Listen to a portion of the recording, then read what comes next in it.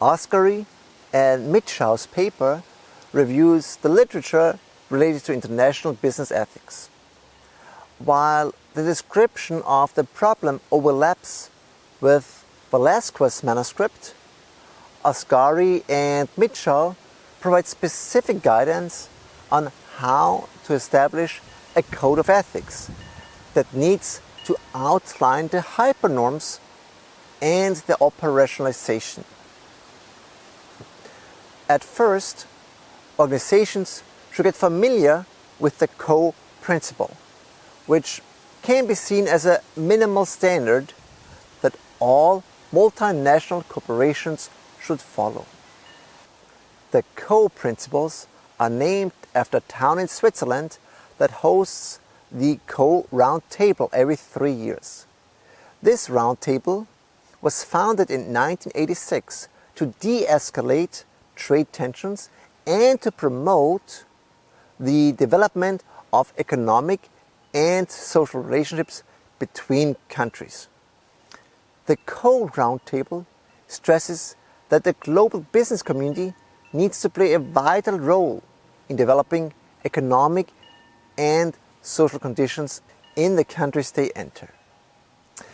Since the article was published, the number of co-principles increased from 5 that are discussed in the paper to 7. But all general principles are still rooted in 2 basic ideas: kyosei and human dignity. The first is a Japanese concept referring to the spirit of cooperation, living and working together for the common good. It focuses on healthy and fair competition that allows mutual prosperity.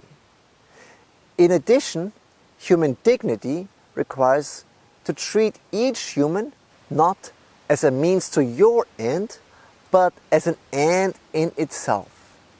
You may remember hearing this before when I talked about Immanuel Kant's categorical imperative. But let's go over the 7 co-principles.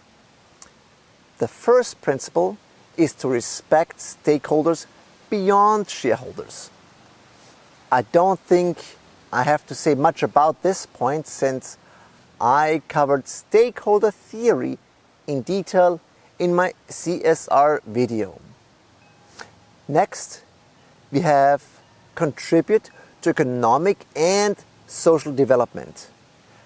That means that multinational corporations should not only develop, produce or sell products abroad, but they should also contribute to the social advancement by upholding human rights, creating meaningful jobs, paying living wages, investing in education, and vitalization of the host country.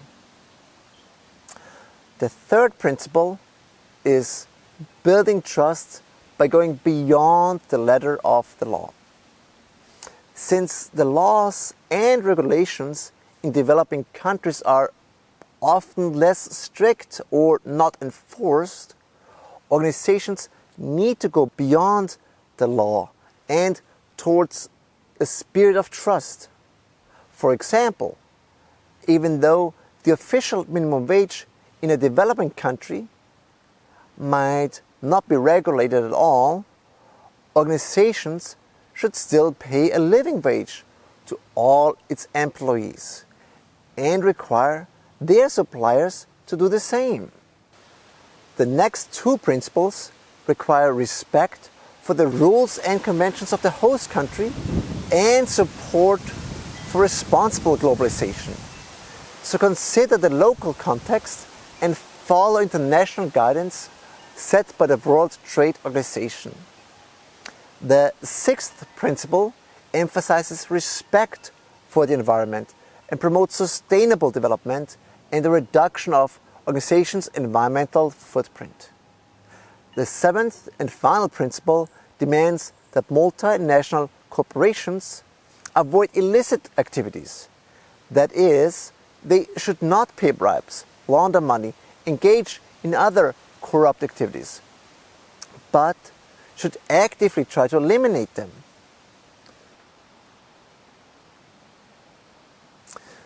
Again, these principles provide the minimal standard for organizations that set up subsidiaries abroad.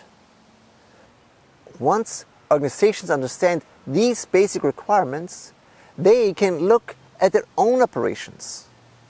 As you know, each organization should have a mission, vision, and value statement that outlines the organization's purpose, future direction, and values that guide its journey. The values inform employees at a very high level what the organization stands for, meaning how it would like to achieve its mission and vision. These are the organizational hypernorms Donaldson and Dunphy were talking about. Things that need to be accepted by all employees, regardless of their cultural differences.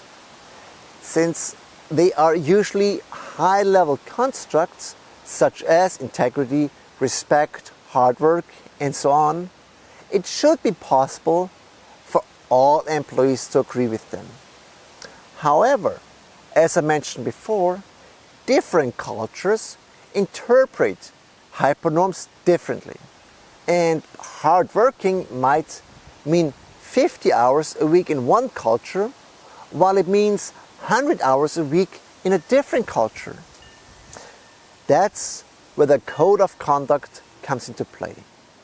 The code of conduct outlines a set of specific rules and behavioral standards that are derived from the organization's values. So it operationalizes hypernorms and tells employees exactly what behavior is expected and acceptable.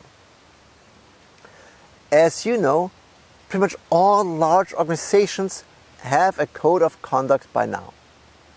But these codes are often poorly implemented, meaning that they give employees little guidance, especially when confronted with challenges related to globalization.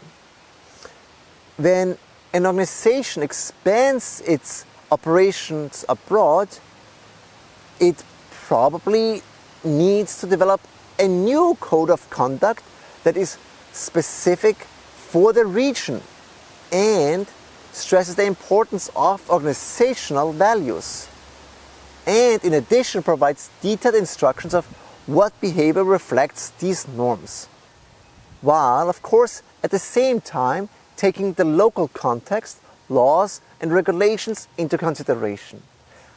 However, it's important that different codes within one organization need to work in concert and support each other and do not contradict each other. Based on Asgary and Mitschow, an international code of conduct should include, but is not limited to, the following rather long list of principles: trust, fairness, do not cheat, honesty, full disclosure of financial information, be responsible for your dealings, respect national sovereignty, support the economic goals of the host country, respect social and cultural values and traditions, respect human rights and fundamental freedoms, provide equal opportunities, uphold integrity of your company, be respectful to every person contacted, uphold environmental laws and regulations, be fair and take action not to discriminate, honor contracts, agreements, and assign responsibilities. Velázquez would of course object because these principles are based on an individualistic view of the world, but as I mentioned before, his arguments may be outdated or rather weak, since the principles are supported by the United Nations Universal Declaration of Human Rights that have been ratified by individualistic, collectivistic, and hierarchical cultures.